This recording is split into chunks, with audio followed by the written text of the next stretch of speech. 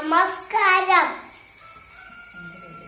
എന്റെ പേര് ഗ്രിഗറിൻ ചീപ്പോൾ.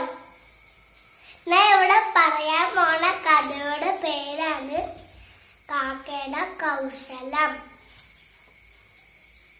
ഒരിക്കൽ ദാഹിച്ച് വലഞ്ഞ കാക്ക മരക്കൊമ്പിലിരുന്ന് ചുറ്റും നോക്കി. അതാ ദൂരെ ഒരു കുടം. കാക്ക കുടത്തിന്റെ അടുത്തേക്ക് പറന്ന് ചെന്നു. ഹായ്! അടിയിൽ കുറച്ച് വെള്ളം. കാക്ക തലയിട്ട് നോക്കിയപ്പോ എത്തുന്നില്ല. അയ്യോ!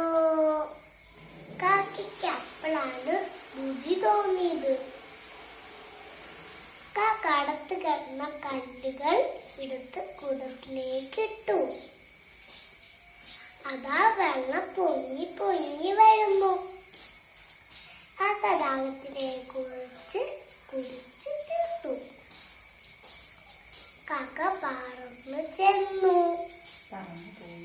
പറന്നുപോയി. Thank U.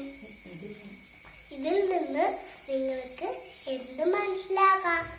ബുദ്ധിയും അധ്വാനവും ഉണ്ടെങ്കിൽ നമുക്ക് എന്തും സാധിക്കും. Thank you.